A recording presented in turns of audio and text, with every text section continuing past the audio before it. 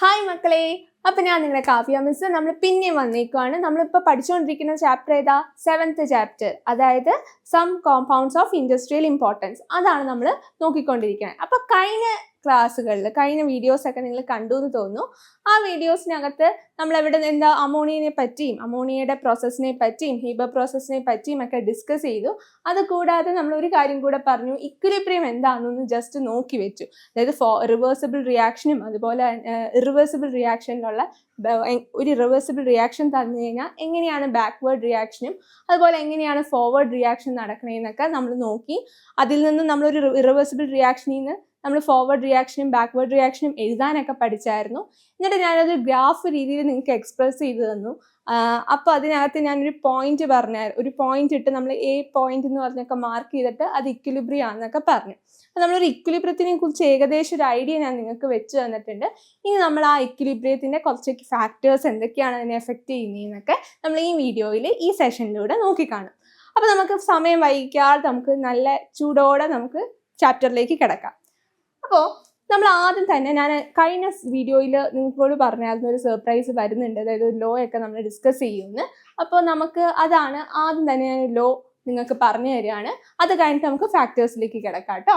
അപ്പോൾ ആദ്യം തന്നെ ലീ ചാറ്റ്ലിയേഴ്സ് പ്രിൻസിപ്പിൾ ആണ് നമ്മൾ പറയുന്നത്. അതായത് ഇക്വിലിബ്രിയം എന്ന് പറഞ്ഞു കഴിഞ്ഞാൽ തന്നെ നമുക്ക് ലീ ചാറ്റ്ലിയേഴ്സ് പ്രിൻസിപ്പിൾ ഇല്ലാണ്ട് ഒരു ഇക്വിലിബ്രിയം ഇല്ല.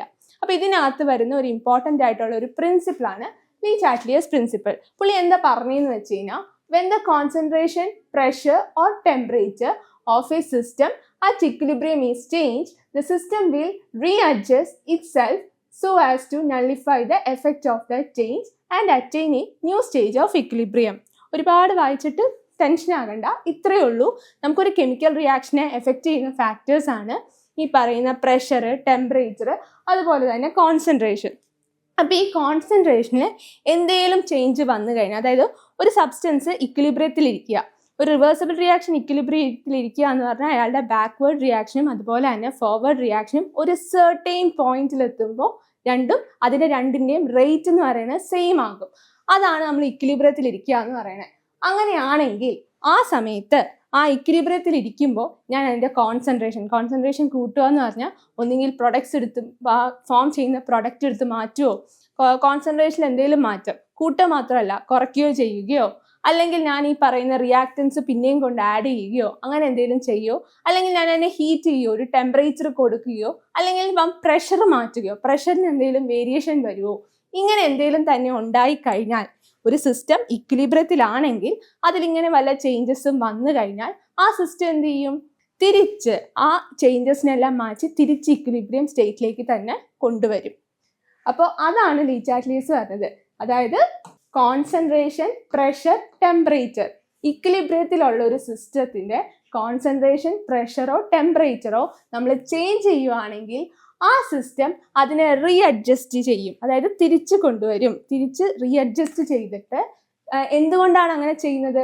ഈ പറയുന്ന ആ ചേഞ്ച്, നമ്മൾ കൊടുത്തേക്കുന്ന ചേഞ്ച് എന്തോ ആ ചേഞ്ച് ഇല്ലാതാക്കാൻ, നള്ളിഫൈ ചെയ്യുക എന്ന് പറഞ്ഞാൽ ഇല്ലാതാക്കുക എന്നാണ്. ആ ചേഞ്ചിനെ നള്ളിഫൈ ചെയ്തുകൊണ്ട് അത് റിട്ടേൺ ചെയ്ത് വരും.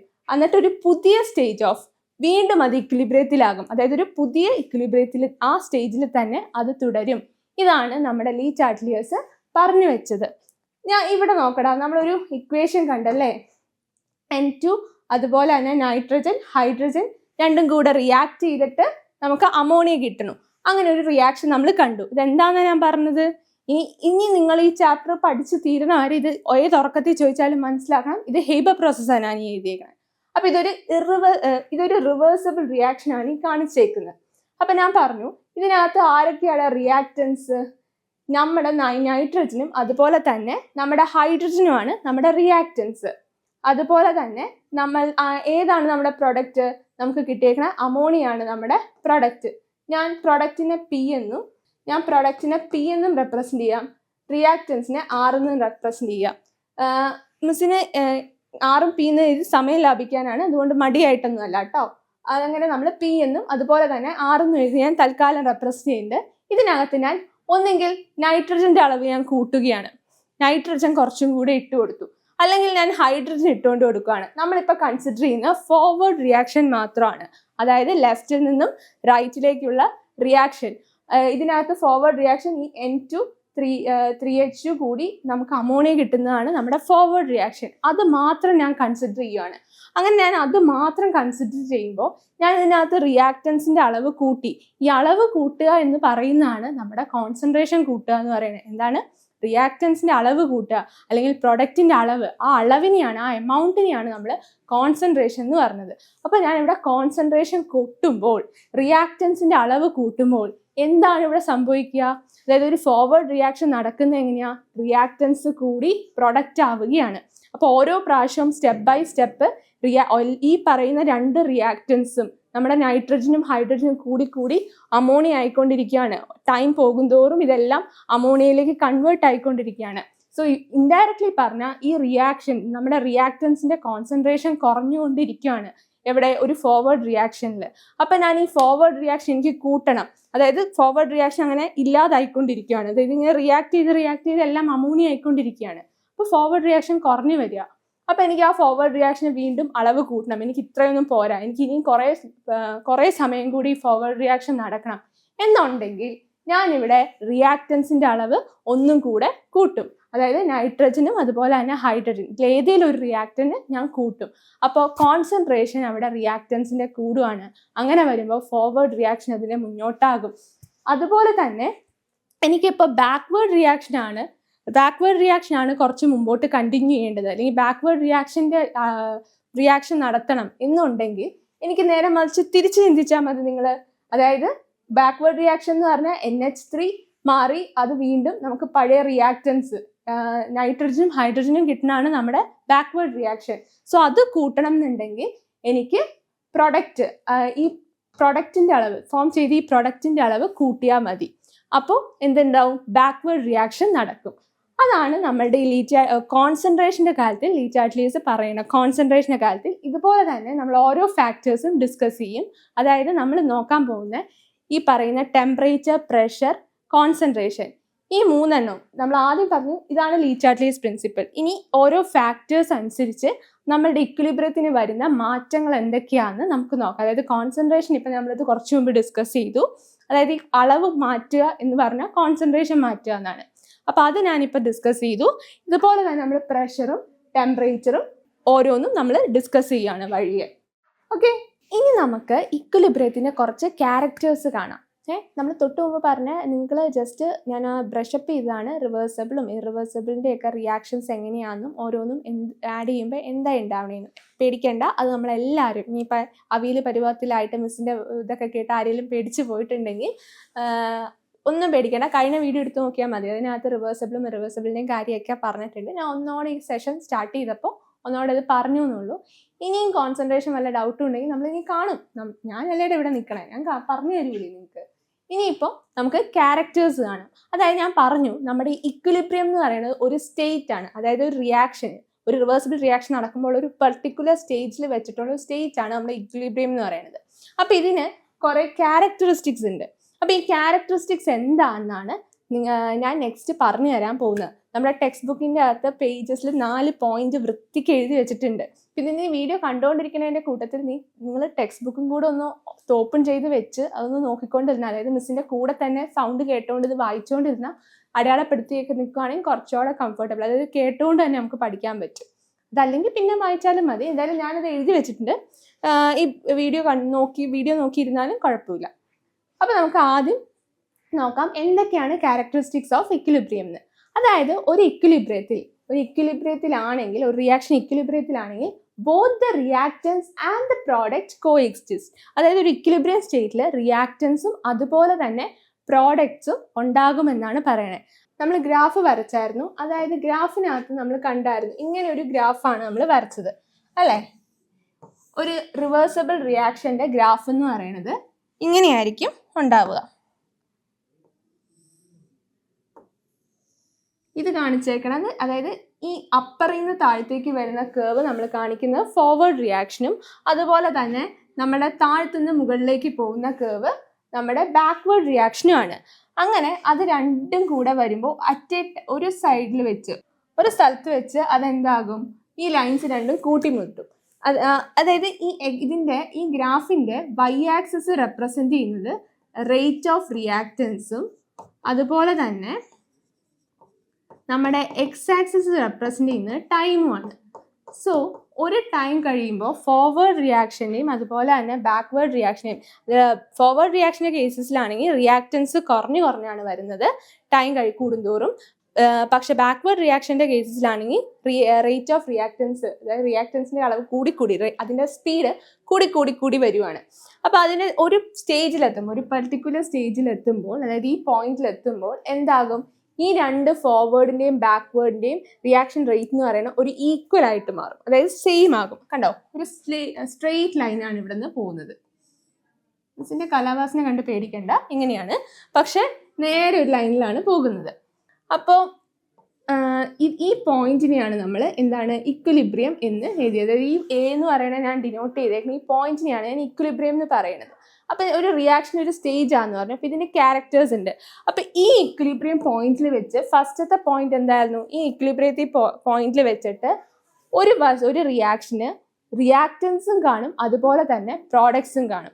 അതായത് ഈ ഒരു പോയിന്റിൽ വെച്ച് ഞാനിപ്പോൾ ഫോർവേഡ് റിയാക്ഷൻ എടുക്കണമെങ്കിൽ ആ ഫോർവേഡ് റിയാക്ഷനിൽ ഈ പോയിന്റ് എന്ന് പറഞ്ഞു കഴിഞ്ഞാൽ പ്രൊഡക്റ്റ് ഇല്ല, അല്ലെങ്കിൽ റിയാക്റ്റൻസ് കംപ്ലീറ്റ് റിയാക്ട് ചെയ്ത് തീർന്നു എന്നല്ല അതിൻ്റെ അർത്ഥം. നമ്മൾ ഇക്വിലിബ്രിയം സ്റ്റേറ്റിൽ ഒരു മുമ്പോട്ട് റിയാക്ഷൻ നടക്കാൻ നമുക്ക് വിസിബിൾ ആയിരിക്കില്ല, പക്ഷെ അതിനകത്ത് പ്രൊഡക്റ്റ് ഉണ്ടോ എന്ന് ചോദിച്ചാൽ പ്രൊഡക്റ്റും ഉണ്ട്, ആ സ്റ്റേജിൽ റിയാക്റ്റൻസ് ഉണ്ടോ എന്ന് ചോദിച്ചാൽ റിയാക്റ്റൻസ് ഉണ്ട്. എല്ലാ റിയാക്റ്റൻസും പ്രൊഡക്റ്റ് ആയിട്ട് മാറിയിട്ടില്ല, തിരിച്ചും അങ്ങനെ തന്നെ. അപ്പോൾ ആ സ്റ്റേജിൽ രണ്ടും, ആ റിയാക്ഷൻ ഒരു ഇക്വിലിബ്രിയം സ്റ്റേജിൽ പ്രൊഡക്റ്റും അതുപോലെ തന്നെ റിയാക്റ്റൻസും കോഎക്സിസ്റ്റ് ചെയ്യും, ഒരുമിച്ചുണ്ടാകും എന്നാണ് നമ്മുടെ ഫസ്റ്റ് പോയിന്റ്. ഇനി രണ്ടാമത്തെ പോയിന്റ് എന്താണെന്ന് വെച്ച് കഴിഞ്ഞാൽ, ഒരു ഇക്വിലിബ്രിയം സ്റ്റേറ്റിൽ റേറ്റ് ഓഫ് ഫോർവേഡ് റിയാക്ഷനും അതുപോലെ തന്നെ ബാക്ക്വേർഡ് റിയാക്ഷനും ഈക്വൽ ആയിരിക്കും. എന്താണ്, ഒരു ഇക്വിലിബ്രിയം സ്റ്റേജിൽ നമ്മുടെ ഫോർവേഡ് റിയാക്ഷനും അതുപോലെ തന്നെ നമ്മുടെ ബാക്ക്വേർഡ് റിയാക്ഷനും സെയിം ആയിരിക്കും. ആ ഗ്രാഫ് കാണുമ്പോൾ അറിയാലേ, സ്ട്രെയിറ്റ് ലൈൻ ആയിട്ടാണ് ഇക്വിലിബ്രിയം പോയിന്റ് വിട്ട് സ്ട്രെയിറ്റ് ലൈൻ ആയിട്ടാണ് പോയേക്കണം. അപ്പോൾ ഫോർവേഡ് റിയാക്ഷനും അതുപോലെ തന്നെ ബാക്ക്വേർഡ് റിയാക്ഷൻ്റെയും റേറ്റ് എന്ന് പറയുന്നത് എപ്പോഴും ഈക്വൽ ആയിരിക്കും. ഇനി മൂന്നാമത്തെ പോയിന്റ് എന്താണ്, even after attaining equilibrium the reactant molecules react to form product molecules, and at the same rate the product molecules react to form reactant molecules. ജപ അല്ല, അതായത് ഈവൻ ആഫ്റ്റർ അറ്റൈനിങ്, അതായത് ഇക്വിലിബ്രിയം അറ്റൈൻ ചെയ്താൽ പോലും എന്താ ഈ പറയുന്ന reactance, അത് equilibrium attain ചെയ്തിട്ട് പോലും അവിടെ റിയാക്ഷൻ സ്റ്റോപ്പ് ആവുന്നില്ല. അതിനകത്ത് ഞാൻ പറഞ്ഞു ഇക്വിലിബ്രിയം സ്റ്റേറ്റിലും റിയാക്റ്റൻസും പ്രോഡക്റ്റും ഉണ്ട്. അപ്പോൾ ഒരിക്കലും റിയാക്ഷൻ സ്റ്റോപ്പ് ആവില്ല. ഇക്വിലിബ്രിയം ആകിയാൽ പോലും റിയാക്റ്റൻസ് പ്രോഡക്റ്റ് ആയിട്ട് മാറുന്നുണ്ട്, അതുപോലെ പ്രോഡക്റ്റ് റിയാക്റ്റൻസ് ആയിട്ട് മാറുന്നുണ്ട്. പക്ഷെ രണ്ടും ഒരേ ടൈമാണ് നടന്നുകൊണ്ടിരിക്കുന്നത്.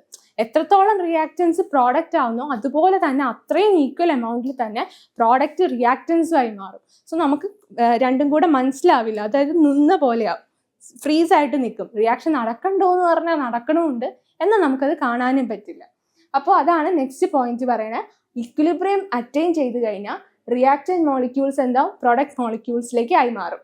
അതുപോലെ തന്നെ ആ സെയിം ടൈമിൽ തന്നെ, അതാണ് അവിടെ ഇമ്പോർട്ടൻറ്റ്, ആ സെയിം റേറ്റിൽ ആ സെയിം സമയത്ത് ഒരേ സ്പീഡിൽ തന്നെ നമ്മുടെ പ്രോഡക്റ്റ് മോളിക്യൂൾസും റിയാക്റ്റന്റ് മോളിക്യൂൾസ് ആയിട്ട് മാറുകയും ചെയ്യും. Hence the chemical equilibrium is A dynamic equilibrium at molecular ലെവലിൽ ഒരു നമ്മുടെ കെമിക്കൽ ഇക്വിലിബ്രിയം എന്ന് പറയുന്നത് ഡൈനാമിക്, അതായത് ഡൈ എന്ന് പറയുന്ന വാക്കിൻ്റെ അർത്ഥം രണ്ടെന്നാണ്.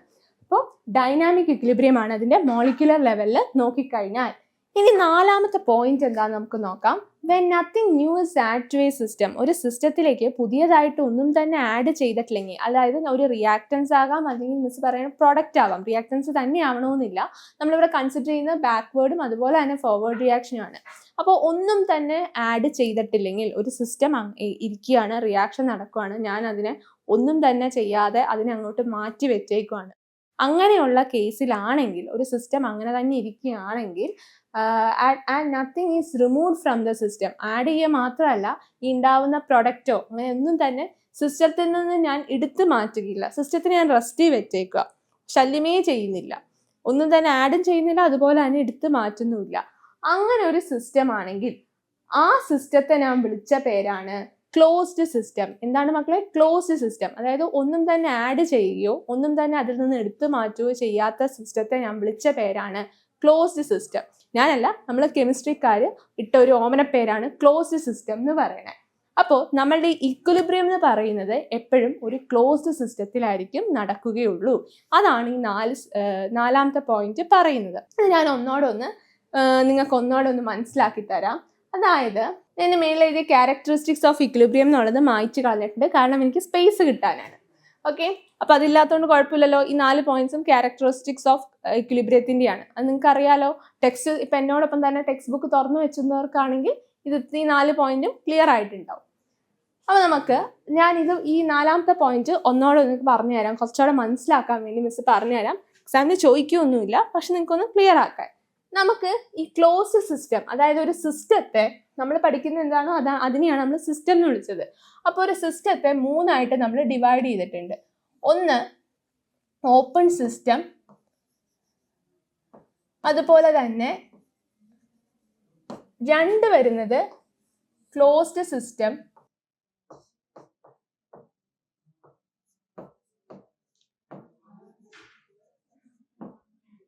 അതുപോലെ തന്നെ 3 വരുന്നത്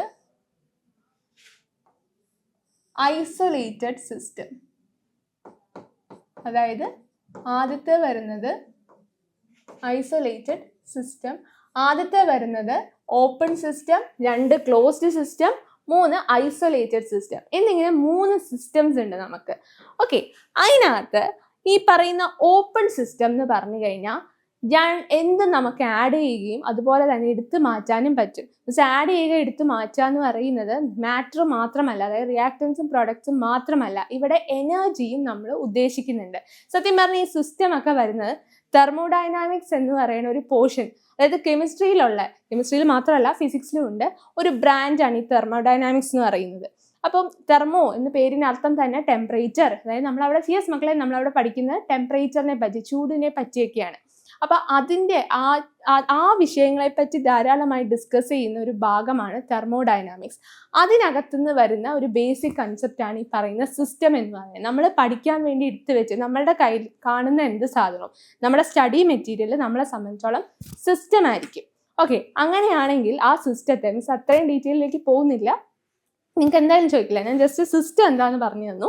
നമ്മൾ പഠിക്കാൻ എടുത്ത് വെച്ചേക്കും നമ്മുടെ സ്റ്റഡിക്ക് വേണ്ടി യൂസ് ചെയ്യുന്ന ഒരു സാധനം, സപ്പോസ് ഒരു പാത്രമായിരിക്കാം, അല്ലെങ്കിൽ ഒരു നമുക്ക് സാമ്പിൾസ് എന്താണെന്ന് അറിയാലോ, നമ്മൾ പഠിക്കാൻ വേണ്ടി എടുക്കുന്ന വസ്തു സാമ്പിൾ. യെസ്, ആ സെയിം സാമ്പിളാണ് ഇവിടെ സിസ്റ്റം എന്ന് ഉദ്ദേശിക്കുന്നത്. നമ്മൾ റിസർച്ച് ചെയ്യാൻ അല്ലെങ്കിൽ നമ്മൾ പഠിക്കാൻ വേണ്ടി എടുക്കുന്ന ഒരു വസ്തു, അതിപ്പോൾ എന്ത് സാധനമാകാം, അത് ഞാൻ എടുക്കുകയാണ്. ഒരു കഷ്ണം സോഡിയം ആവും, ആ എടുത്ത ഒരു കഷ്ണം സോഡിയം ഞാൻ അതിനെക്കുറിച്ച് ഡീറ്റെയിൽ ആയിട്ട് പഠിക്കാൻ വേണ്ടി എടുത്ത ആ ഒരു കഷ്ണം സോഡിയത്തെ എനിക്കൊരു സിസ്റ്റം ആക്കി എടുക്കാം. അങ്ങനെയുള്ള ആ സിസ്റ്റത്തെ ഞാൻ 3ആയിട്ട് ഡിവൈഡ് ചെയ്യുകയാണ്. Open system, closed system and isolated system. ആ സിസ്റ്റത്തെ അല്ല, ബേസിക്കലി നമ്മൾ പഠിക്കാൻ എന്ത് സാധനവും എടുക്കും. അപ്പോൾ അങ്ങനെ നോക്കിക്കഴിഞ്ഞാൽ ഈ സിസ്റ്റത്തിൻ്റെ ഓരോ സ്വഭാവം അനുസരിച്ച് ഒരു സിസ്റ്റം എന്ന് പറയുന്ന സാധനം തന്നെ 3ആയിട്ട് നമ്മൾ കാറ്റഗറൈസ് ചെയ്തിട്ടുണ്ട്. അപ്പോൾ അതിലൊന്നാണ് ഈ പറയുന്ന ക്ലോസ്ഡ് സിസ്റ്റം, മറ്റൊന്നാണ് ഓപ്പൺ സിസ്റ്റം, വേറൊന്ന് വരുന്നതാണ് ഐസൊലേറ്റഡ് സിസ്റ്റം. എന്തിൻ്റെ അടിസ്ഥാനത്തിലാണ് ഇവരെ കാറ്റഗറൈസ് ചെയ്തത്, അല്ലെങ്കിൽ എന്തുകൊണ്ടാണ് ഇവരെ ഇങ്ങനെ 3 സെപ്പറേഷൻസ് അവിടെ വന്നതെന്ന് വെച്ചാൽ, ഓപ്പൺ സിസ്റ്റത്തിൽ നമുക്ക് എന്തെടുത്ത് മാറ്റാനും അതുപോലെ എടുക്കാനും പറ്റും. അതായത് നിങ്ങളൊരു പാത്രം സങ്കല്പിക്കുക, തുറന്നിരിക്കുന്ന ഒരു പാത്രം, എന്നിട്ട് ഞാൻ ആ പാത്രം അല്ലെങ്കിൽ വെള്ളം തിളപ്പിക്കുക, ഞാൻ തുറന്ന് വെച്ച് വെള്ളം തിളപ്പിക്കുക, മൂടിയിട്ടൊന്നുമില്ല. അപ്പം എനിക്കിനി വീണ്ടും മൂടിയിട്ടില്ല, പക്ഷെ വെള്ളം ഞാൻ ചൂടാക്കിക്കൊണ്ടിരിക്കുകയാണ്. അപ്പം അവിടെ എന്താ നടക്കുന്നത്, വെള്ളം ചൂടാവണ്ടോ എന്ന് ചോദിച്ചാൽ ചൂടാവുന്നുണ്ട്.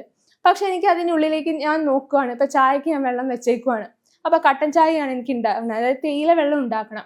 അപ്പോൾ ഞാൻ ആദ്യം കൗണ്ട് ചെയ്തു, ഒരു 4 പേരുള്ളൂ. പെട്ടെന്ന് സഡനായിട്ട് ഒരാളും കൂടെ വന്നു കയറി. അപ്പം എന്താ, ഈ 4 പേർക്കുള്ള ചായ കൊണ്ട് 5 പേർക്ക് കൊടുക്കാൻ പറ്റുമോ? ഇല്ല. അപ്പം എനിക്ക് എക്സ്ട്രാ വീണ്ടും ഞാൻ അതിലേക്ക് വെള്ളം ഒഴിക്കും. അങ്ങനെ വെള്ളം ഒഴിക്കാൻ അതായത് ആ പാത്രം മൂടി തുറന്ന് ഇങ്ങനെ ഇരിക്കുന്നതുകൊണ്ടാണ് എനിക്ക് അതിലേക്ക് വീണ്ടും ആഡ് ചെയ്യാൻ പറ്റിയത്, ക്വാണ്ടിറ്റി ആഡ് ചെയ്യാൻ പറ്റിയത്. ഇങ്ങനെ എനിക്ക് മാറ്റർ, അതുപോലെ ഇവിടെ നടന്നത് എക്സ്ചേഞ്ച് ഓഫ് മാറ്റർ എന്ന് പറയും. അതായത് നമ്മുടെ ഈ വെള്ളം എന്ന് പറയുന്നത് ഒരു മാറ്ററാണ്. അങ്ങനെ ഒരു സിസ്റ്റത്തിൽ പ്രത്യേകിച്ച് ഒരു ലിമിറ്റേഷൻസ് ഒന്നുമില്ലാതെ എനിക്ക് ആ സിസ്റ്റത്തിനകത്ത് എന്തെങ്കിലും ആഡ് ചെയ്യാനും, അതുപോലെ തന്നെ അതിൽ നിന്ന് വേണമെങ്കിൽ കുറേ വെള്ളം എടുത്തത് കൂടിപ്പോയി, അപ്പം എനിക്ക് അതിൽ നിന്ന് വെള്ളം കുറച്ചെടുത്ത് മാറ്റാം. അതുപോലെ അങ്ങനെ എനിക്ക് ആഡ് ചെയ്യാനും യാതൊരു പരിമിതികളില്ലാതെ എനിക്ക് എന്തെങ്കിലും ആഡ് ചെയ്യാനും അതുപോലെ തന്നെ എനിക്ക് എടുത്ത് മാറ്റാനും പറ്റുന്ന സിസ്റ്റത്തെ വിളിച്ച പേരാണ് ഓപ്പൺ സിസ്റ്റം എന്ന്. ആൻഡ് ഇതിനകത്ത് മാറ്റർ നമ്മൾ റിയാക്റ്റൻസിൻ്റെ കോൺസെൻട്രേഷൻ മാത്രം, അതായത് ഈ വെള്ളം പോലെ റിയാക്റ്റൻസിൻ്റെ കോൺസെൻട്രേഷൻ മാറ്റർ മാത്രമല്ല നമ്മൾ കൺസിഡർ ചെയ്യുന്നത്. നമ്മൾ ഇതിനകത്ത് എനർജിയും കൂടെ കൺസിഡർ ചെയ്യും. അതായത് ഈ ടെമ്പറേച്ചർ എന്ന് പറയുന്നത് എനർജിയുടെ എനർജി ആണല്ലോ. അപ്പോൾ ഈ പറയുന്ന എനർജി, അതായത് ഹീറ്റിൻ്റെ മെഷറിംഗ് യൂണിറ്റ് ആണ് ടെമ്പറേച്ചർ. അപ്പോൾ ഹീറ്റിനെ ബേസ് ചെയ്ത് പറയുമ്പോൾ ഈ ഹീറ്റ് ഒരു എനർജി ആയതുകൊണ്ട് തന്നെ ഇവിടെ എനർജിയും കൂടെ പറയുന്നുണ്ട്. ഇപ്പോൾ ഒരു ഓപ്പൺ സിസ്റ്റത്തിനകത്ത് മാറ്റർ പോലെ തന്നെ അതിന് എന്താണ് നമ്മുടെ എനർജിക്കും ചേഞ്ചസ് ഉണ്ടാവും. എനർജിക്ക് ലിമിറ്റേഷൻ, അങ്ങോട്ടും ഇങ്ങോട്ടും അതിനെ പാസ് ചെയ്യാൻ പറ്റും. അങ്ങനത്തെ ഒരു സിസ്റ്റത്തെ നമ്മൾ പറയുന്നതാണ് ഓപ്പൺ സിസ്റ്റം എന്ന്. ക്ലിയർ അല്ലേ? നിങ്ങൾക്ക് എന്തായാലും ചോദിക്കൂല, മിസ് പറഞ്ഞു എന്നുള്ളൂ. ഇനി ക്ലോസ്ഡ് സിസ്റ്റത്തിൽ എങ്ങനെയാണെന്ന് വെച്ച് കഴിഞ്ഞാൽ, ക്ലോസ്ഡ് സിസ്റ്റം എന്ന് വെച്ചാൽ നിങ്ങൾ ഒരു പ്രഷർ കുക്കർ സങ്കല്പിക്കുക, അല്ലെങ്കിൽ കുക്കർ സങ്കല്പിക്കുക. ഒന്നും വേണ്ട, ഈ പാത്രം തന്നെ അടച്ചു വെച്ച് നിങ്ങൾ സങ്കല്പിക്കുക. എന്തെങ്കിലും വേവ് വേണ്ടി വെച്ചേക്കുവാണ്. അപ്പോൾ നിങ്ങളിത് അല്ലെങ്കിൽ കേക്ക് ഉണ്ടാക്കുവാണല്ലോ. കുക്കറിലൊക്കെ കേക്ക് ഉണ്ടാക്കും. നിങ്ങൾ ഓവനിൽ മാത്രമല്ല കേക്ക് ഉണ്ടാക്കാൻ പറ്റുന്ന, കുക്കറിനകത്തും ഉണ്ടാക്കാൻ പറ്റും കേട്ടോ. അപ്പോൾ കുക്കറിനകത്തൊക്കെ നമ്മൾ കേക്ക് ഉണ്ടാക്കും.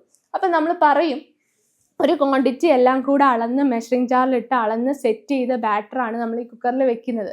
അത് വെന്തോ അല്ലെങ്കിൽ എന്തെങ്കിലും പറ്റുമോ എന്നറിയാൻ നമ്മൾ എടുത്ത് പൊക്കി നോക്കാൻ പാടില്ല എന്ന് പറയും ബേക്കേഴ്സ്. എന്തുകൊണ്ടാണെന്ന് വെച്ചാൽ നമ്മൾ അങ്ങനെ ഒന്ന് തുറന്ന് നോക്കിക്കഴിഞ്ഞാൽ പിന്നെ ഈ കേക്ക് രണ്ടാമത് ബേക്കായി വരുമ്പോൾ അതിൻ്റെ ഉള്ളിലൊരു വലിയ കുഴി കാണും അതിൻ്റെ സർഫസിൽ. കേക്ക് എന്ന് പറഞ്ഞാൽ നല്ല ഇങ്ങനെ പൊന്തി ഫ്ലഫി ആയിട്ടിരിക്കണം. അപ്പോൾ നമ്മൾ ഇടയ്ക്കൊന്ന് അതൊന്നൊരു കറക്റ്റ് പ്രഷറിൽ ആണ് നമ്മളിങ്ങനെ അടച്ചു വെച്ചേക്കുന്നത്. ഒന്ന് തുറന്നു നോക്കിക്കഴിഞ്ഞാൽ ഇപ്പോൾ വെന്തിട്ടില്ല എന്നൊക്കെ മനസ്സിലാക്കി ഒരു കുഞ്ഞി തുറക്കൽ, അല്ലെങ്കിൽ അതിൻ്റെ ഉള്ളിൽ കൂടെ ആവിയൊക്കെ പോവുകയാണെങ്കിൽ എന്തുണ്ടാവും, ഈ കേക്ക് ബേക്കായി വരുമ്പോൾ നമ്മൾ എടുത്തു നോക്കുമ്പോൾ അതിൻ്റെ സർഫസിലൊരു കുഴി പോലെ കാണും, കുറച്ച് വൃത്തികേടായിട്ട് വരും. അപ്പോൾ അത് ഒഴിവാക്കാനാണ് നമ്മളൊന്നും ചെയ്യരുത്, ആ സിസ്റ്റത്തെ ഡിസ്റ്റർബ് ചെയ്യരുത് എന്ന് പറയുന്നത്. അപ്പോൾ ഇതാണ് ഒരു ക്ലോസ്ഡ് സിസ്റ്റത്തിൻ്റെ എക്സാമ്പിൾ. ഇവിടെ എനർജി പാസ്സാവുന്നുണ്ട്, അതായത് നമുക്കിതിൻ്റെ ടെമ്പറേച്ചർ പുറത്തുനിന്ന് കൺട്രോൾ ചെയ്യാം. സിസ്റ്റം അങ്ങോട്ടും ഇങ്ങോട്ടും കൺട്രോൾ, അല്ലേ? കേക്ക് ചൂടാവണം, എനിക്ക് ആദ്യം ഞാൻ സെറ്റ് ചെയ്തൊരു 240 ഡിഗ്രി സെൽഷ്യസിലാണെങ്കിൽ ഡിഗ്രിയിലാണെങ്കിൽ എനിക്കത് മാറ്റിയിട്ട് വേണമെങ്കിൽ ഒരു ഞാൻ കുക്കിംഗ് ബുക്ക് എടുത്ത് നോക്കിയപ്പോൾ എനിക്ക് മനസ്സിലായി സെറ്റിങ്സ് കൊടുക്കേണ്ടത് അല്ലെങ്കിൽ ടെമ്പറേച്ചർ കൊടുക്കേണ്ടത് ഒരു 290 ഡിഗ്രീസ് ആയിരുന്നു. അപ്പോൾ എനിക്ക് ടെമ്പറേച്ചർ തീ കൂട്ടുകയും കുറയ്ക്കുകയും ചെയ്യാം. അതായത് ഒരു എനർജി അവിടേക്ക് അങ്ങോട്ടും ഇങ്ങോട്ടും എനർജിയുടെ കാര്യത്തിൽ എക്സ്ചേഞ്ച് നടക്കുന്നുണ്ട്. പക്ഷെ മാറ്ററിൻ്റെ കാര്യത്തിൽ ഒരു എക്സ്ചേഞ്ച് നടക്കില്ല. അതായത് എനിക്കൊന്നും ആഡ് ചെയ്യാനും പറ്റില്ല, കാരണം ക്ലോസ് ആയിട്ടിരിക്കുകയാണ്. അപ്പോൾ എനിക്കൊന്നും ആഡ് ചെയ്യാനും പറ്റില്ല, അതിൻ്റെ ഉള്ളിൽ നിന്ന് എനിക്ക് എടുത്തു മാറ്റാനും പറ്റില്ല. ഇങ്ങനെയുള്ള സിസ്റ്റത്തെ വിളിച്ചാണ് ക്ലോസ്ഡ് സിസ്റ്റം എന്ന്. ഇനി ലാസ്റ്റ് ആൻഡ് ഫൈനൽ നമ്മൾ പറയുന്ന ഐസൊലേറ്റഡ് സിസ്റ്റം എന്ന് പറഞ്ഞാൽ നമ്മുടെ തെർമൽ ഫ്ലാസ്ക് ഇല്ലേ, ഫ്ലാസ്കിനകത്ത് വെള്ളം വെക്കുന്നത് എന്തുകൊണ്ടാണ്? ചൂട്, അതായത് തിളപ്പിച്ച വെള്ളം ഉണ്ടെങ്കിൽ അതിൻ്റെ ആ ചൂട് നിലനിൽക്കാൻ വേണ്ടിയിട്ടാണ്. അത് ഈ നമ്മുടെ തെർമൽ ഫ്ലാസ്ക് ഒരു ഐസൊലേറ്റഡ് സിസ്റ്റത്തിന് എക്സാമ്പിളാണ്. കാരണം ഈ ഫ്ലാസ്കിൽ ഒഴിക്കുമ്പോൾ എന്താ നടക്കുന്നത്? നമ്മൾ എന്തിനാ ഫ്ലാസ്കിൽ വെള്ളം എടുക്കണേ? ചൂട് വെള്ളം കിട്ടാൻ. അതായത് ആ ചൂട് വെള്ളത്തിൻ്റെ പോകുന്നില്ല, കുറേ നേരം വെച്ചാൽ ഏത് പോകും, അതല്ല ഞാൻ പറഞ്ഞത്. എന്നാലും കുറേ നേരത്തേക്ക് സാധാരണ കുപ്പിനേക്കാളും ഒരു ഫ്ലാസ്കിൽ ഒഴിക്കുമ്പോൾ ആ വെള്ളം അങ്ങനെ ചൂടായിട്ടിരിക്കും. അപ്പോൾ ഈ ഫ്ലാസ്ക് നമ്മൾ അടച്ചു വെച്ചേക്കാം. അപ്പോൾ ഇതിൻ്റെ ഉള്ളിൽ നിന്ന് കമത്തിയാലും വെള്ളമൊന്നും പുറത്തേക്ക് പോയില്ല.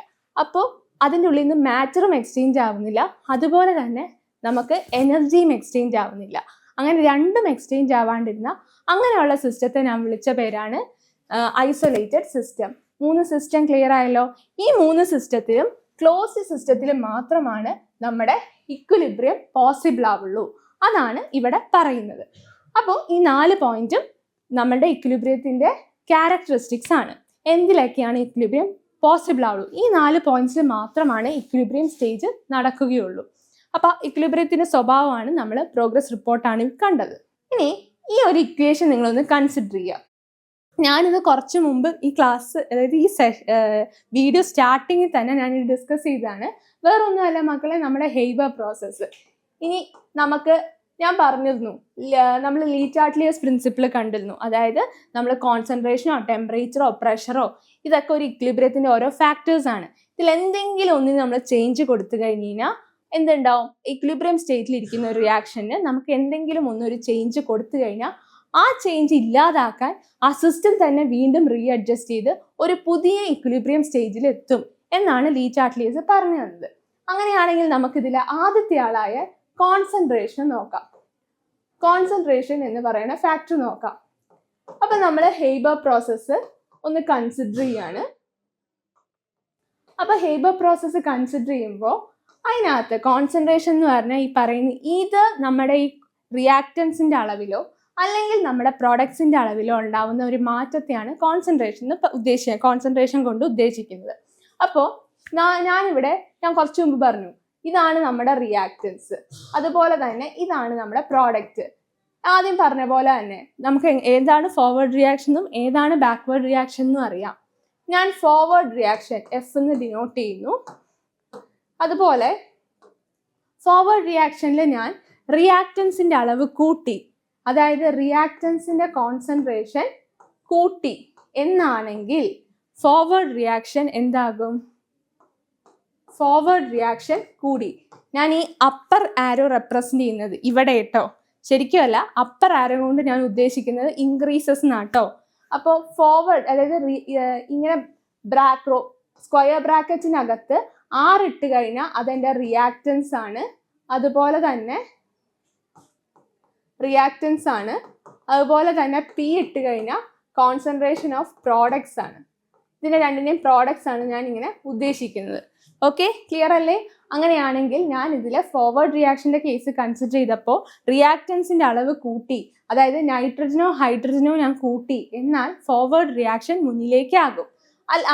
അതുപോലെ തന്നെ ബാക്ക്വേർഡ് റിയാക്ഷൻ്റെ കേസ് എടുക്കുകയാണെങ്കിൽ ഞാൻ പ്രൊഡക്റ്റിൻ്റെ അളവ് കൂട്ടി എന്നാൽ ബാക്ക്വേർഡ് റിയാക്ഷൻ എന്ന് പറയുമ്പോൾ ഇങ്ങനെയാണ് നമ്മൾ കൺസിഡർ, റൈറ്റിൽ നിന്ന് ലെഫ്റ്റിലേക്ക്. പ്രൊഡക്റ്റിൻ്റെ അളവ് കൂട്ടി എന്ന് പറഞ്ഞു കഴിഞ്ഞാൽ എൻ്റെ ബാക്ക്വേർഡ് റിയാക്ഷൻ ബീനെ റെപ്രസെന്റ് ചെയ്യുന്നു, ബാക്ക്വേർഡ് റിയാക്ഷനും കൂടി എന്നാണ് അർത്ഥം. ഇനി ഇതല്ലാണ്ട് വേറൊരു കാര്യം കൂടി ഉണ്ട്. റിയാക്റ്റൻസിന്റെ അളവ് കൂടി എന്നാൽ ഫോർവേഡ് റിയാക്ഷൻ കൂടി എന്നാണെങ്കിൽ പ്രൊഡക്ട്സിന്റെ അളവ് ഞാൻ കുറച്ചു, ഇവിടെ കോൺസെൻട്രേഷൻ ഓഫ് പ്രോഡക്ട്സ് ഞാൻ കുറച്ചു, അമോണിയയുടെ അളവ് കുറച്ചാലും എൻ്റെ ഫോർവേഡ് റിയാക്ഷൻ കൂടി എന്നർത്ഥം. മനസ്സിലായോ? അതുപോലെ തന്നെ ബാക്ക്വേർഡ് റിയാക്ഷന്റെ കാര്യത്തിൽ ഞാൻ റിയാക്റ്റൻസിന്റെ അളവ് കുറച്ചു എന്ന് പറഞ്ഞാൽ എൻ്റെ ബാക്ക്വേർഡ് റിയാക്ഷൻ കൂടി എന്നാണ് അർത്ഥം. അപ്പോൾ ഇത് കൺഫ്യൂസ് ആവാണ്ടിരിക്കാൻ നിങ്ങൾ ഏതെങ്കിലും ഒന്ന് പഠിച്ചു വെക്കുക. അതായത് ഫോർവേഡ് റിയാക്ഷൻ്റെ കാര്യം കൺസിഡർ ചെയ്യുക, അതിൻ്റെ ഓപ്പോസിറ്റ് ആയിരിക്കും എപ്പോഴും ബാക്ക്വേർഡ് റിയാക്ഷൻ വരുന്നത്. അപ്പോൾ തെറ്റിപ്പോവില്ലല്ലോ. അപ്പോൾ ഇത് ക്ലിയർ അല്ലേ? ഇനി അടുത്തത് നമുക്ക് നോക്കാം. അതായത് ഇനി അടുത്തയാള് നമ്മൾ നോക്കുകയാണ്, കോൺസെൻട്രേഷൻ്റെ കാര്യം മിസ് കുറച്ച് മുമ്പ് പറഞ്ഞത് തന്നെ ആണ് ഈ എഴുതി വെച്ചേക്കുന്നത്.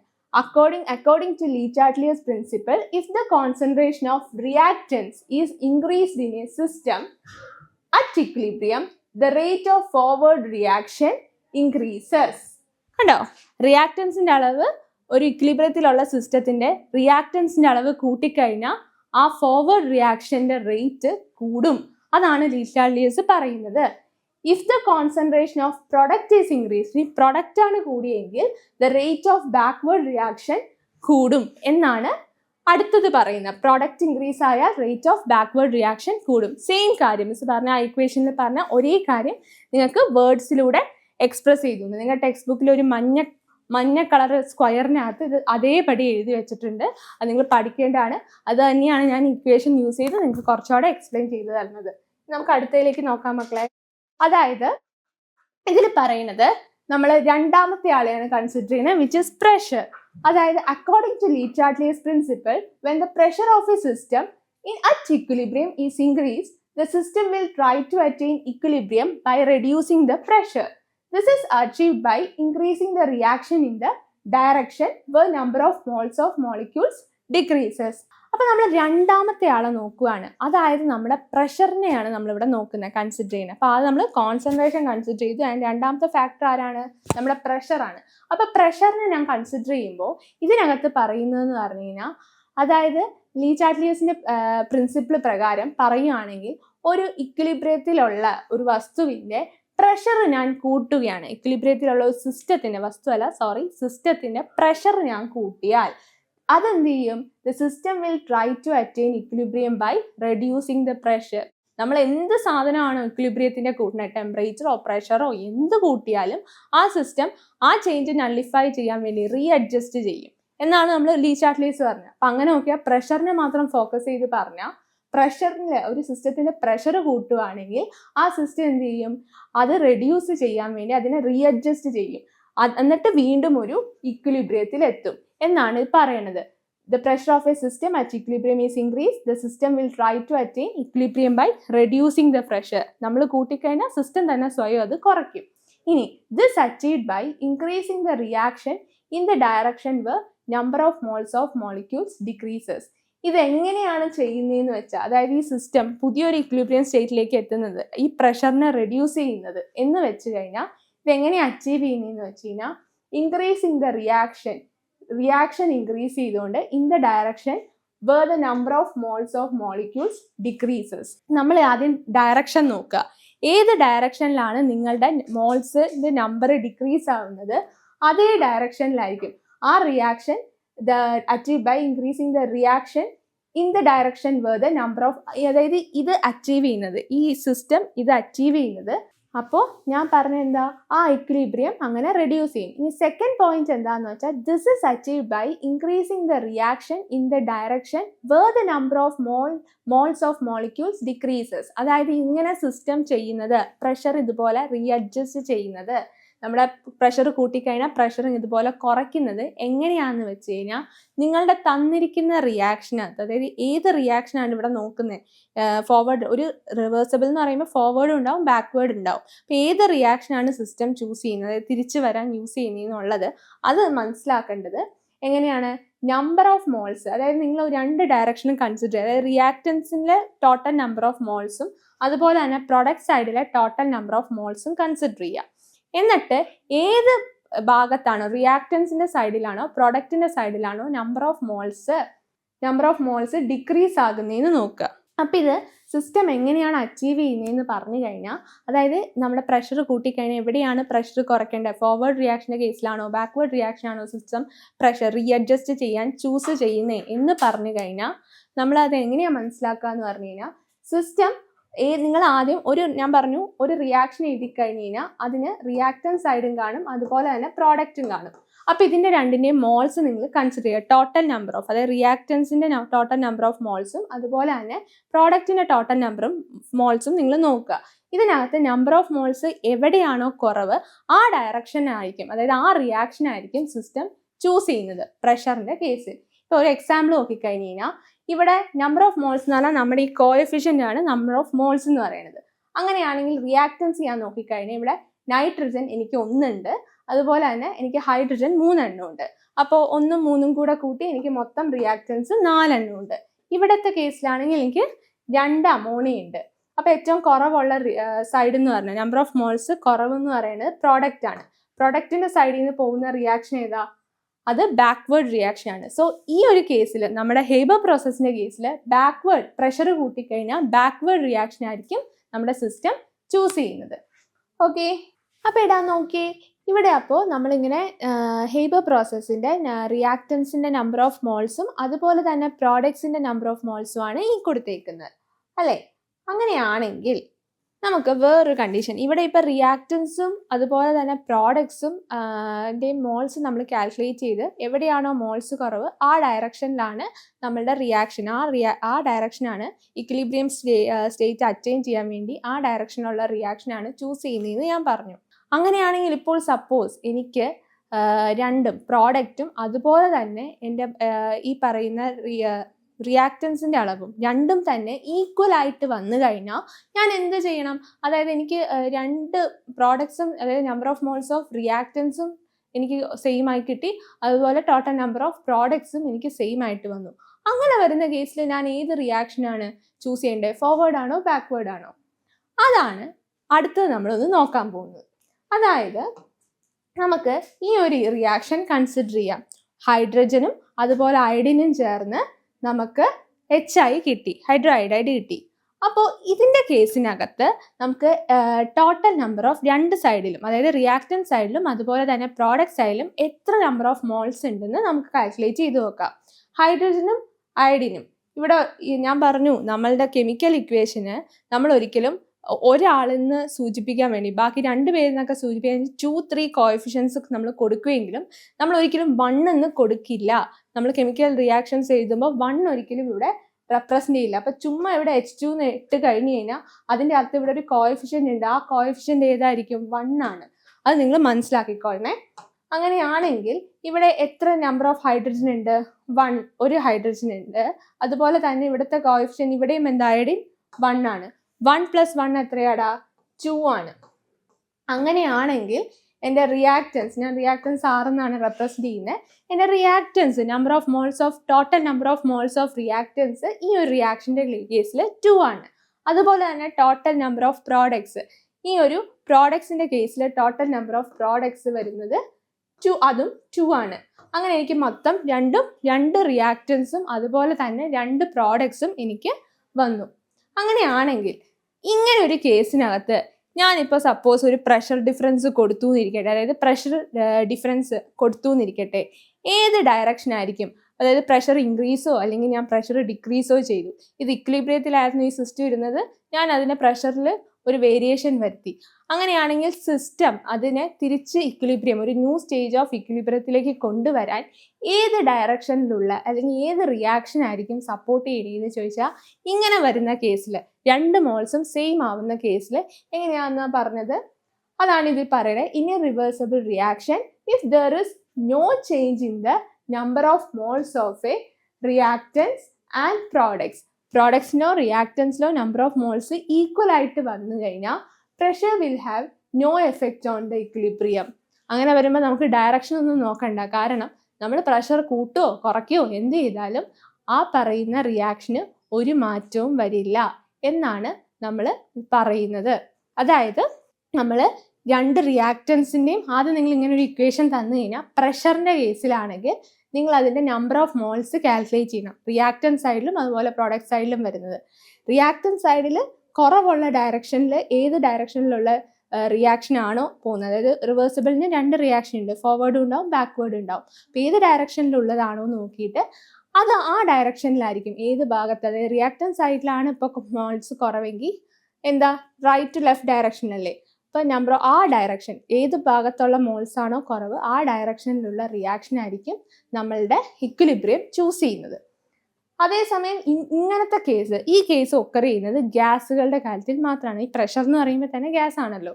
അപ്പോൾ ഗ്യാസിൻ്റെ കേസിൽ മാത്രമാണ് 2 ഇനി ഈക്വൽ ആയിട്ട് വരികയാണെങ്കിൽ അവിടെ അതിൻ്റെ അർത്ഥം ഇത്രയേ ഉള്ളൂ, പ്രഷർ അവിടെ എത്ര കൂട്ടുവാണോ കുറയ്ക്കുകയാണോ നമ്മൾ എന്ത് ചെയ്താലും അതിനെ ആ റിയാക്ഷൻ, പ്രഷറിന് ഒരിക്കലും ആ റിയാക്ഷൻ എഫക്റ്റ് ആകില്ല. അതാണ് ഇതിനകത്ത് പറയുന്നത്. നമുക്ക് മൂന്നാമത്തെ ആളെ കൺസിഡർ ചെയ്യാം. നമ്മളങ്ങനെ കോൺസെൻട്രേഷൻ നോക്കി, ടെമ്പറേച്ചർ നോക്കി, ഇനി നമ്മൾ കോൺസെൻട്രേഷൻ നോക്കി, പ്രഷർ നോക്കി, ഞാൻ സസ്പെൻസ് പൊട്ടിച്ച്. മൂന്നാമത്തെ ആൾ നമ്മുടെ ടെമ്പറേച്ചറാണ്. അപ്പോൾ കോൺസെൻട്രേഷനും പ്രഷറും കഴിഞ്ഞ് ഇനി നമ്മൾ മൂന്നാമത്തെ ഫാക്ടറായ ടെമ്പറേച്ചറിനെയാണ് നോക്കാൻ പോകുന്നത്. ഓക്കെ, അപ്പോൾ നമുക്ക് ടെമ്പറേച്ചറിനെ നമുക്ക് കൺസിഡർ ചെയ്യാം. ഞാൻ വീണ്ടും ഹെയ്ബർ പ്രോസസ്സ് ഇവിടെ എഴുതി അല്ലേ. ഇനി ഞാൻ അങ്ങോട്ട് അമോണിയ, നൈട്രജൻ ഒന്നും പറയില്ല, കാരണം ഞാൻ കുറേ നേരമായി ഞാൻ അതെന്ത് പ്രോസസ്സാണെന്ന് നിങ്ങൾക്ക് പറഞ്ഞു. ഇതിനോടകം നിങ്ങൾക്ക് ഹെയ്ബർ പ്രോസസ്സ് എന്ന് കേട്ട് കഴിഞ്ഞാൽ പ്രിപ്പറേഷൻ ഓഫ് അമോണിയ എന്ന് തലയിൽ ഫീഡായിട്ടുണ്ടാവണം, ഇല്ലെങ്കിൽ ആക്കിയിരിക്കണം. ഹെയ്ബർ പ്രോസസ്സാണ് ഞാൻ ഈ എഴുതി വെച്ചേക്കണം. അല്ലെങ്കിൽ ഞാൻ ജസ്റ്റ് എൻ്റെ വോയിസ് കേട്ടിട്ട് ഞാൻ കാണിച്ചു തരില്ല. വോയിസ് കേട്ടിട്ട് നിങ്ങളൊരു പേപ്പറിലോ പേനയിലോ എഴുതി വെച്ചോ, ഹെയ്ബർ പ്രോസസ്സ് എഴുതി വയ്ക്കും, എന്നിട്ട് നമുക്ക് ബാക്കി കാര്യത്തിലേക്ക് കിടക്കാം. ഓക്കെ, അപ്പോൾ ഞാനിവിടെ ഹെയ്ബർ പ്രോസസ്സ് കാണിച്ചിട്ടുണ്ട്. ഇനി ഞാനൊരു കാര്യം കൂടി ഇവിടെ ഇൻക്ലൂഡ് ചെയ്തിട്ടുണ്ട്. നമ്മൾ ഇത്രയും നേരം നമ്മുടെ ഹെയ്ബർ പ്രോസസ്സ് ഡിസ്കസ് ചെയ്തപ്പോൾ നമ്മൾ ജസ്റ്റ് ഈ ഒരു ഇക്വേഷനാണ് കൊടുത്തത്. ഒരു കാര്യം കൂടി ഉണ്ട് ഇതിനകത്ത്. എടാ, ഈ പറയുന്ന ചുമ്മാ ഒരു നൈട്രജൻ വഴി കൂടെ പോയി ഒരു ഹൈഡ്രജനെ കണ്ടു ചിരിച്ചു വന്നു, അവർ തമ്മിൽ ജോയിൻ ചെയ്യില്ല, അതല്ല ഹെയ്ബർ പ്രോസസ്സ്. ഇതിന് അതായത് ഈ ഹൈഡ്രജനും നൈട്രജനും കൂടെ ഒന്നാകുമ്പോൾ അവിടെ ഒരു നല്ലൊരു ഹീറ്റ് പ്രൊഡ്യൂസ് ചെയ്യും. അതായത് നിങ്ങൾ വിചാരിച്ചു നോക്കുക, ഹൈഡ്രജനും നൈട്രജനും അവരുടെ കുടുംബക്കാർ തമ്മിൽ ചെയ്യില്ല, ഭയങ്കര കുടുംബപരമായി ഭയങ്കര ശത്രുതയുള്ള 2 വീട്ടുകാരാണ്. അപ്പോൾ ആ വീട്ടിലെ ഒരു അംഗമാണ് നമ്മുടെ നൈട്രജൻ വീട്ടിലെ നൈട്രജനും ഹൈഡ്രജനും എന്ന് പറയുന്ന 2 വീട്ടുകാരാണ്. അല്ലെങ്കിലും ആണല്ലോ, ഹൈഡ്രജൻ വരുന്ന S ബ്ലോക്കിലും നൈട്രജൻ വരുന്ന P ബ്ലോക്കിലുമാണ്. അപ്പോൾ ഈ 2 വീട്ടുകാരും തമ്മിൽ ചേരില്ല. അപ്പോൾ ഈ വീട്ടുകാരിലെ 2 മക്കളാണ് ഈ പറയുന്ന നൈട്രജനും ഹൈഡ്രജനും. അപ്പോൾ ഇവർ തമ്മിൽ ഒന്ന് ചേരുകയാണ്. അങ്ങനെ നമുക്ക് അമോണിയ കിട്ടി. അങ്ങനെ ചേരാത്ത 2 കുടുംബത്തിലെ 2 പേര് തമ്മിൽ ഒന്നാകുമ്പോൾ അല്ലെങ്കിൽ വിവാഹം കഴിക്കുമ്പോൾ കല്യാണം കഴിക്കുമ്പോൾ അവിടെ എന്തുണ്ടാവും? സ്വാഭാവികമായിട്ടും ഒരു അഭിരുചിക്കുറവ്, ഒരു രസക്കേടുണ്ടാവും. കുറച്ച് കഴിയുമ്പോൾ റെഡി ആവുമായിരിക്കും, എന്നാലും ഒരു പ്രശ്നങ്ങളൊക്കെ ഉണ്ടാവില്ലേ? അങ്ങനെ വരുന്ന പ്രശ്നമാണ് നമ്മുടെ കെമിക്കൽ റിയാക്ഷനിലും ചേരാത്ത രണ്ടുപേരെ നമ്മൾ ചേർത്തപ്പോൾ ഒരു പ്രശ്നം ഉണ്ടായി. ആ പ്രശ്നമാണ് ഹീറ്റ് എന്നുള്ള രീതിയിൽ വന്നത്. ആരാണ്? ഹീറ്റ് എന്നുള്ള രീതിയിൽ. ഇങ്ങനെ ഹീറ്റ് വരുന്ന കേസുകൾ, അതായത് നമ്മളിങ്ങനെ ഒരു ഹീറ്റ് പുറത്തേക്ക് വിടുന്ന കേസുകളെ നമ്മൾ എക്സോതെർമിക് റിയാക്ഷൻസ് എന്ന് പറയും. അതായത് നമ്മൾ രണ്ട് റിയാക്റ്റൻസ് തമ്മിൽ ചേർന്ന് ഒരു കെമിക്കൽ റിയാക്ഷനിലൂടെ നിങ്ങൾക്ക് പ്രൊഡക്റ്റും പക്ഷെ അത് അതികഠിനമായ ചൂട് പുറത്തേക്ക് എമിറ്റ് ചെയ്യുവാണെങ്കിൽ അങ്ങനെ റിയാക്ഷൻ നമ്മൾ എക്സോതെർമിക് എന്ന് പറയും. ഇനി ചില റിയാക്ഷൻസ് നടക്കാൻ തന്നെ ഹീറ്റ് ആവശ്യമായ, അതായത് ചൂടിലാണ്, ചുമ്മാ അവരെ വെച്ച് കഴിഞ്ഞാൽ അവർ ഹീറ്റ് മീൻസ് ഒന്നും തന്നെ നടക്കില്ല. പക്ഷെ അവർക്ക് റിയാക്ട് ചെയ്യുമ്പോൾ അവർക്ക് ഹീറ്റ് ഉണ്ടെങ്കിൽ, അവർ റിയാക്ഷൻ തന്നെ നടക്കുന്ന ഹീറ്റിലാണെങ്കിൽ അങ്ങനെയുള്ള റിയാക്ഷനെ, അതായത് റിയാക്ടൻസിനുള്ളിൽ ഹീറ്റ് ഉണ്ടാവുന്ന, ഹീറ്റ് പ്രൊഡ്യൂസ് ചെയ്യുന്നതാണെങ്കിൽ അതിനെ എക്സോതെർമിക് എന്നും, പക്ഷെ അവരുടെ ഉള്ളിൽ ഹീറ്റ് കൊടുക്കുകയാണെങ്കിൽ അതിനെ എൻഡോതെർമിക് എന്നും നമ്മൾ പറയും. ഓക്കെ, അപ്പോൾ നിങ്ങൾ നോക്കേണ്ട ഇത്രയേ ഉള്ളൂ, റിയാക്ടൻ സൈഡിലാണോ നമ്മൾ എഴുതിയിരിക്കുന്ന ഹെയ്ബർ പ്രോസസ് ഒരു റിവേഴ്സിബിൾ റിയാക്ഷൻ ആണ്. എന്താണ് റിവേഴ്സിബിൾ റിയാക്ഷൻ ആണ്? റിവേഴ്സിബിൾ റിയാക്ഷൻ എന്ന് പറഞ്ഞാൽ അതിന് ഫോർവേഡ് റിയാക്ഷനും കാണും, ബാക്ക്വേർഡ് റിയാക്ഷനും കാണും. അപ്പോൾ നിങ്ങളുടെ റിയാക്ടൻ സൈഡിൽ എവിടെയാണ് ഹീറ്റ്, എവിടെയാണെന്ന് നോക്കുക. ഹീറ്റ് വരുന്നത് ഇപ്പോൾ റിയാക്ടൻ സൈഡിലാണെങ്കിൽ അത് നിങ്ങളുടെ ആ റിയാക്ഷൻ, അതായത് റിയാക്ടൻ സൈഡിലാണ് നിങ്ങളുടെ ഹീറ്റ് വരുന്നെങ്കിൽ അതൊരു എൻഡോതെർമിക് ആയിരിക്കും. ബട്ട് പ്രോഡക്റ്റ് സൈഡിലാണ് നിങ്ങളുടെ ഹീറ്റ് വരുന്നെങ്കിൽ അത് എക്സോതെർമിക് റിയാക്ഷൻ ആയിരിക്കും. ഞാനിപ്പോൾ ഈ കാണിച്ചേക്കുന്ന റിവേഴ്സിബിൾ റിയാക്ഷൻ സ്പ്ലിറ്റ് ചെയ്ത് അതിലെ ഫോർവേഡ് റിയാക്ഷനും ബാക്ക്വേർഡ് റിയാക്ഷനും നമ്മൾ കഴിഞ്ഞ വീഡിയോസിലൊക്കെ എങ്ങനെയാണ് എഴുതേണ്ടതെന്ന് നോക്കിയായിരുന്നു. അങ്ങനെ ഒന്ന് എഴുതി കാണിച്ചു തരാം. ഞാൻ ഇതിനെ ഫോർവേഡ് റിയാക്ഷൻ എഴുതി.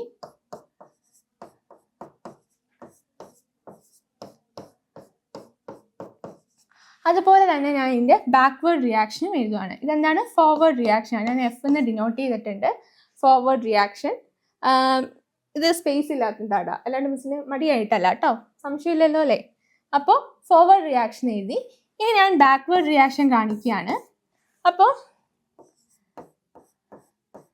ഞാൻ 2NH3 കൊടുത്ത് ഞാൻ NH2 അതുപോലെ തന്നെ 3H2, അങ്ങനെ ഞാൻ ബാക്ക്വേർഡ് റിയാക്ഷനും എഴുതി. എന്താണ്? ഫോർവേഡ് റിയാക്ഷൻ ഞാൻ എഴുതി, അതുപോലെ തന്നെ ഞാൻ ബാക്ക്വേർഡ് റിയാക്ഷനും എഴുതി.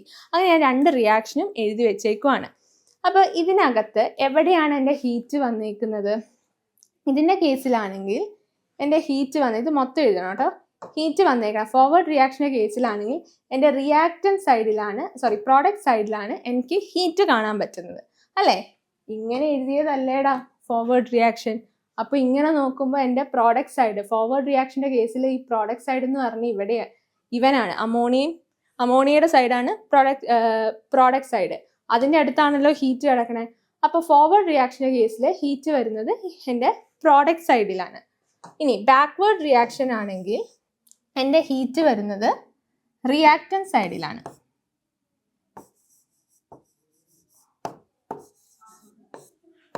ക്ലിയർ ആണോ? മറ്റത് ഫോർവേഡ് റിയാക്ഷൻ്റെ കേസിൽ പ്രോഡക്റ്റ് സൈഡിലാണ്, അതുപോലെ ബാക്ക്വേർഡ് റിയാക്ഷൻ്റെ കേസിൽ വരുന്നത് നമ്മുടെ റിയാക്ടൻ സൈഡിലാണ്. അപ്പോൾ നമ്മൾ ഫോർവേഡ് റിയാക്ഷനും ബാക്ക്വേർഡ് റിയാക്ഷനും നോക്കി. ഇനി ഇങ്ങനെയാണെങ്കിൽ ഞാൻ ഫോർവേഡ് റിയാക്ഷൻ്റെ മാത്രം കേസ് നിങ്ങൾ കൺസിഡർ ചെയ്യുക. അങ്ങനെ നോക്കുമ്പോൾ ഫോർവേഡ് റിയാക്ഷൻ്റെ ഏത് സൈഡിലാണ് ഹീറ്റ് കിടക്കുന്നത്? ഇവിടെയാണ്. അപ്പോൾ ഇയാൾ ഫോർവേഡ് റിയാക്ഷൻ എന്ത് റിയാക്ഷനാണ്? അതായത് ഫോർവേഡ് റിയാക്ഷൻ എന്ത് ടൈപ്പ് ഓഫ് റിയാക്ഷനാണ്? ഹീറ്റ് കിടക്കുന്ന എവിടെയാ? പ്രോഡക്റ്റ് സൈഡിലാണ്. സോ ഹീറ്റ് എമിറ്റ് ആവുകയാണ് ചെയ്യുന്നത്. അപ്പോൾ ഫോർവേഡ് റിയാക്ഷൻ ഒരു എക്സോതെർമിക് റിയാക്ഷൻ ആണ്. എന്താണ്? എക്സോതെർമിക് റിയാക്ഷൻ ആണ്. ഇനി അതേസമയം നമ്മൾ ബാക്ക്വേർഡ് റിയാക്ഷൻ കൺസിഡർ ചെയ്ത് കഴിഞ്ഞാൽ ഹീറ്റ് കിടക്കണ ഏത് സൈഡിലാണ്? റിയാക്ടൻ സൈഡിലാണ്. ഏത് സൈഡിലാണ്? റിയാക്ടൻ സൈഡിലാണ്. അങ്ങനെ നോക്കിക്കഴിഞ്ഞാൽ കണ്ടോ, റിയാക്ടൻ സൈഡിലല്ലേ എൻ്റെ ഹീറ്റ് കിടക്കണേ. ഓക്കെ, അങ്ങനെ നോക്കിക്കഴിഞ്ഞ് കഴിഞ്ഞാൽ എൻ്റെ ബാക്ക്വേർഡ് റിയാക്ഷൻ റിയാക്ടൻ സൈഡിലാണ് ഹീറ്റ് വരുന്നതെങ്കിൽ എൻ്റെ ബാക്ക്വേർഡ് റിയാക്ഷൻ എന്ത് ടൈപ്പ് ഓഫ് റിയാക്ഷൻ ആണ്? ബാക്ക്വേർഡ് റിയാക്ഷൻ ഒരു എൻഡോതെർമിക് റിയാക്ഷൻ ആണ്.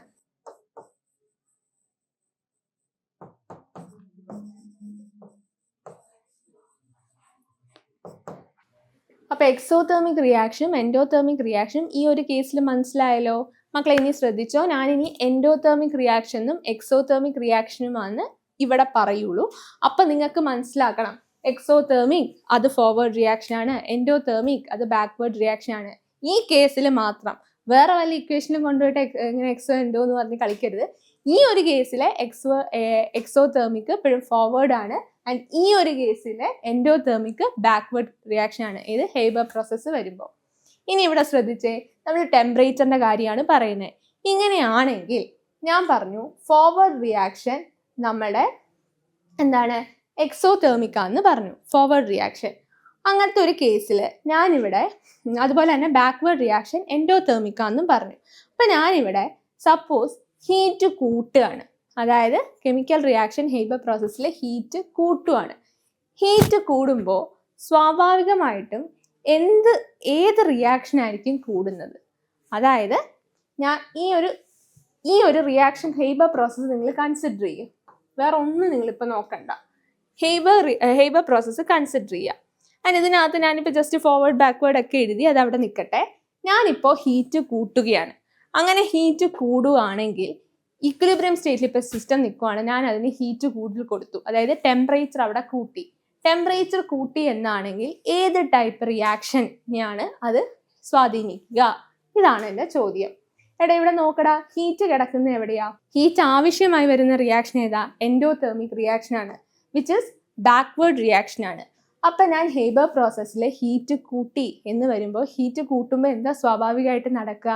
സിസ്റ്റം അതിനെ കുറയ്ക്കാൻ വേണ്ടി ശ്രമിക്കും, അല്ലേ? ഹീറ്റ് കൂട്ടുമ്പോൾ സിസ്റ്റത്തിന് എന്തെങ്കിലും ചേഞ്ച്, ടെമ്പറേച്ചറിലോ പ്രഷറിലോ എന്തെങ്കിലും ഒരു ചേഞ്ച് വരുമ്പോൾ ആ ചേഞ്ചിൻ്റെ ഓപ്പോസിറ്റ് അത് നള്ളിഫൈ ചെയ്യാനേ സിസ്റ്റം ശ്രമിക്കുള്ളൂ. അപ്പോൾ ഹീറ്റ് കൂട്ടി എന്ന് പറയുമ്പോൾ ഞാനിവിടെ ഹീറ്റ് കൂട്ടുമ്പോൾ സപ്പോർട്ട് ആവുന്ന ആരാ? ബാക്ക്വേർഡ് റിയാക്ഷൻ ആണ്. അപ്പോൾ സ്വാഭാവികമായിട്ടും ബാക്ക്വേർഡ് റിയാക്ഷൻ ഹീറ്റ് കുറയ്ക്കാൻ വേണ്ടി നോക്കും. അവിടെ ബാക്ക്വേർഡ് റിയാക്ഷനെയാണ് ഡിപ്പെൻഡ് ആവുന്നത്, അത് ഹീറ്റ് കുറയ്ക്കാൻ വേണ്ടി നോക്കും. ഇനി അപ്പോൾ ഹീറ്റിൻ്റെ കേസിൽ നമ്മൾ ഹീറ്റ് അഡ്ജസ്റ്റ് ചെയ്യുമ്പോൾ സിസ്റ്റത്തിന് ഏത് റിയാക്ഷനാണ് സിസ്റ്റം ഹീറ്റ് കൂട്ടുവാണെങ്കിൽ അത് കുറയ്ക്കാൻ വേണ്ടിയാണ് സിസ്റ്റം എപ്പോഴും ശ്രമിക്കുക. അതുപോലെ തന്നെ നേരെ തിരിച്ചാണ് ഫോർവേഡ് റിയാക്ഷൻ്റെ കേസിലും നടക്കുന്നത്. ഇത് തന്നെയാണ് ഇവിടെ പറയുന്നത്. In A system at equilibrium, ഒരു സിസ്റ്റം ഇക്വിലിബ്രിയത്തിലായ ഒരു സിസ്റ്റത്തെ നിങ്ങൾ കൺസിഡർ ചെയ്യുക.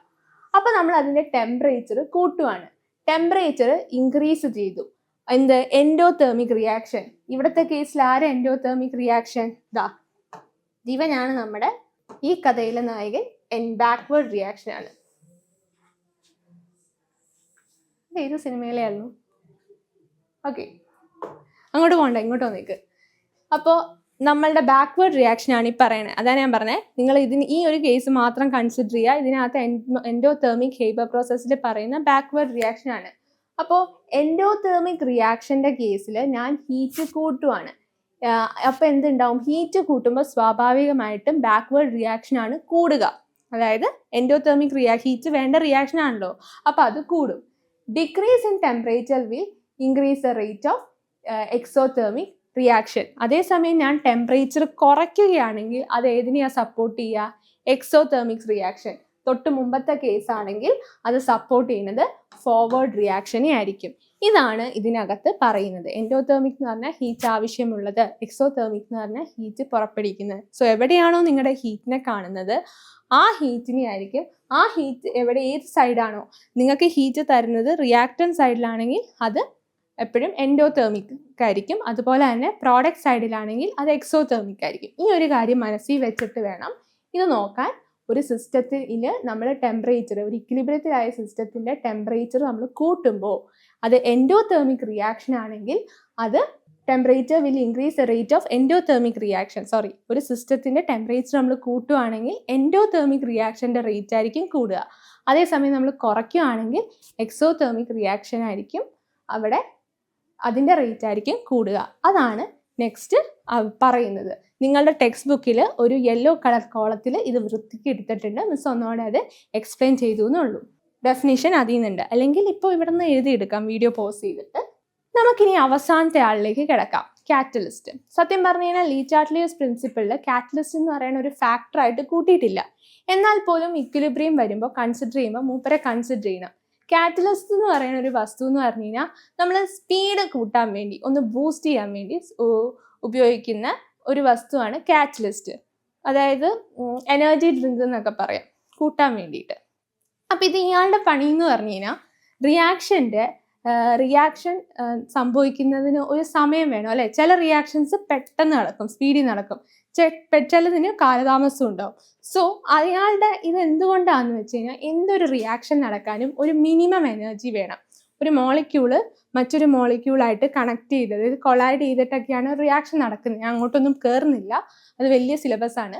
ഇനി അങ്ങനെ ഒരു മിനിമം എനർജി വേണം. നമുക്കാണെങ്കിലും എന്തെങ്കിലും ഒരു കാര്യം, അതായത് നിനക്കിപ്പോൾ ഒരു ബാഗ് ചുമക്കണം എന്നുണ്ടെങ്കിൽ, അല്ലെങ്കിൽ ഒരു ദൂരെ പോയിട്ടൊരു ബാഗ് എടുക്കണം, അല്ലെങ്കിൽ ഒരു സഞ്ചി, ഒരു ചാക്ക് എടുക്കണം എന്നുണ്ടെങ്കിൽ നിനക്ക് ആദ്യം ആ കസേരയിൽ നിന്ന് എണീക്കാൻ ഒരു എനർജി വേണ്ടേ?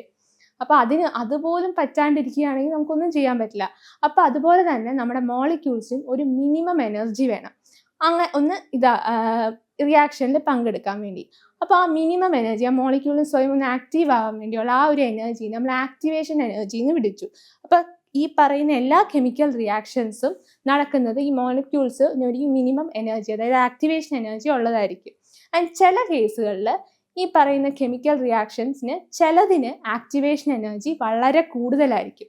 അങ്ങനെയുള്ള റിയാക്ഷൻസ് എടുക്കാൻ കുറേ ടൈം എടുക്കും, നമ്മളുടെ കയ്യിൽ അത്രയും സമയമില്ല. അപ്പം അങ്ങനെ വരുമ്പോൾ ആ മോളിക്യൂൾസിൻ്റെ ആക്ടിവേഷൻ എനർജി കുറച്ചുകൊണ്ട് അയാളെ കുറച്ചുകൊണ്ട് റിയാക്ഷൻ വേഗത്തിൽ സ്പീഡാക്കുന്നതാണ് ഈ കാറ്റലിസ്റ്റിൻ്റെ പണി. എന്നാലാകട്ടെ ഈ കാറ്റലിസ്റ്റ് പ്രൊഡക്റ്റുമായിട്ട് യാതൊരു ബന്ധവും കാണില്ല.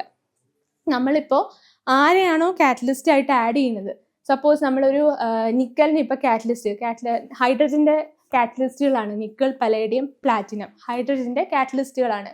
അവരിപ്പോൾ ഞാനൊരു ഹൈഡ്രജനായിട്ട് ബേസ് ചെയ്തൊരു റിയാക്ഷനിൽ ഞാൻ കൊണ്ടിട്ടു എന്നിരിക്കട്ടെ. അപ്പോൾ ഈ പറയുന്ന എനിക്ക് കിട്ടുന്ന പ്രോഡക്റ്റ് ഒരു ഹൈഡ്രജൻ കോമ്പൗണ്ട് ആയിരിക്കും. അയാളിൽ ഈ പറയുന്ന കാറ്റലിസ്റ്റിൻ്റെ നിക്കലിൻ്റെ ഒരു അംശവും കാണില്ല. പുള്ളി സ്പീഡാക്കിയിട്ട് പുള്ളിയുടെ പണി കഴിഞ്ഞ് കഴിഞ്ഞാൽ പുള്ളി മാറി നിൽക്കും. ആളുടെ പണി അത്രേ ഉള്ളൂ. അതായത് ആ സ്റ്റിക്ക് ടു ആ വർക്ക് മാത്രമാണ്. അതിൻ്റെ അപ്പുറത്തേക്ക് എക്സ്ട്രാ വർക്കൊന്നും ഈ പറയുന്ന നിക്കലോ ആരും എടുക്കുകയില്ല. അപ്പോൾ അതാണ് ഞാൻ പറയുന്നത്. കാറ്റലിസ്റ്റ് എന്ന് പറയുന്ന വസ്തു, കാറ്റലിസ്റ്റും ഇക്വിലിബ്രിയവും തമ്മിലുള്ള ബന്ധമാണ് കാണുക. അപ്പോൾ എനർജി, ഒരു റിയാക്ഷൻ്റെ ആക്ടിവേഷൻ എനർജി കുറച്ചുകൊണ്ട് ആ റിയാക്ഷനെ സ്പീഡപ്പ് ആക്കുന്നതാണ് കാറ്റലിസ്റ്റിൻ്റെ പണി. എന്നാൽ അയാൾ പ്രൊഡക്റ്റുമായിട്ട് യാതൊരു ബന്ധത്തിൽ വരികയില്ല. വേറൊരു കാര്യത്തിലും റിയാക്റ്റൻസ് ആയിട്ട് കോണ്ടാക്ട് ചെയ്ത് പ്രൊഡക്റ്റിൽ തൻ്റെ ഒരു സിഗ്നേച്ചർ പതിപ്പിക്കുകയൊന്നുമില്ല. പുള്ളി മാറിയിരിക്കും പുള്ളിയുടെ വർക്ക് കഴിഞ്ഞ്. ഇതാണ് കാറ്റലിസ്റ്റ്. അപ്പോൾ ഈ കാറ്റലിസ്റ്റിനും ഇക്വിലിബ്രിയത്തിനും തമ്മിൽ എന്താ ബന്ധം എന്ന് വെച്ച് കഴിഞ്ഞാൽ, ഒരു റിവേഴ്സിബിൾ റിയാക്ഷൻ എടുക്കുകയാണെങ്കിൽ അതിനകത്ത് കാറ്റലിസ്റ്റ് കാറ്റലിസ്റ്റ് ഞാൻ ആഡ് ചെയ്യുമ്പോൾ അതിൻ്റെ ആ റിയാക്ഷൻ്റെ ബാക്ക്വേർഡും അതുപോലെ തന്നെ ഫോർവേഡും റിയാക്ഷൻസ് ഇൻക്രീസ് ആകും ഒരേ എക്സ്റ്റെൻറ്റിൽ. അതുകൊണ്ട് തന്നെ എന്താകും എന്ന് വെച്ച് കഴിഞ്ഞാൽ, ഇപ്പോൾ ഒരു 10 മിനിറ്റിലാണ് ഈ പറയുന്നത്, അതായത് സ്വാഭാവികമായിട്ടും ഒരു റിയാക്ഷൻ നടക്കുകയാണ്, ഒരു റിവേഴ്സിബിൾ റിയാക്ഷൻ നടക്കുകയാണ്. അപ്പോൾ റിവേഴ്സിബിൾ റിയാക്ഷനകത്ത് ബാക്ക്വേർഡും കാണും, അതുപോലെ ഫോർവേഡ് റിയാക്ഷനും കാണും. രണ്ടു പേർക്കും ഒരു റേറ്റ് ഉണ്ടാവും, അതൊരു സ്പീഡിലായിരിക്കും രണ്ടും പോയിക്കൊണ്ടിരിക്കുന്നത്. രണ്ടിൻ്റെ സ്പീഡ് 10 ആണെന്ന് എടുക്കുക. ഞാൻ ഒരു കാറ്റലിസ്റ്റ് ആഡ് ചെയ്തിട്ടു. അപ്പോൾ എന്തുണ്ടായി, ഇതിൻ്റെ സ്പീഡ് വീണ്ടും കൂടി. അതായത് ഇത് 10 മിനിറ്റ് എടുത്തുകൊണ്ടിരുന്ന സാധനം ഒരു 5 മിനിറ്റിൽ അതായത് പകുതിയായിട്ട് അതിൻ്റെ സ്പീഡ് കൂടി, ടൈം കുറഞ്ഞു. അപ്പോൾ വേഗം തന്നെ ഇതിന് ഇക്വിലിബ്രിയത്തിൽ എത്താൻ പറ്റും. അപ്പോൾ ഒരു കാറ്റലിസ്റ്റ് നമ്മളൊരു റിവേഴ്സിബിൾ റിയാക്ഷനിൽ ആഡ് ചെയ്യുന്ന വഴി ഫോർവേഡ് റിയാക്ഷനും അതുപോലെ ബാക്ക്വേർഡ് റിയാക്ഷൻ്റെയും റേറ്റ് ഇൻക്രീസ് ചെയ്തുകൊണ്ട് നമുക്ക് പെട്ടെന്ന് ഇക്വിലിബ്രിയത്തിൽ എത്തിച്ചേരാൻ സാധിക്കും. അതാണ് ഇവിടെ പറഞ്ഞേക്കുന്നത്. In a reversible reaction, catalyst increases the rate of both forward and backward reactions to the same extent. As a result, the system reaches equilibrium very fast. ഇതാണ് ഇവിടെ കാറ്റലിസ്റ്റും ഇക്വിലിബ്രിയവുമായിട്ടുള്ള കണക്ഷനിലൂടെ നമ്മൾ പറയുന്നത്.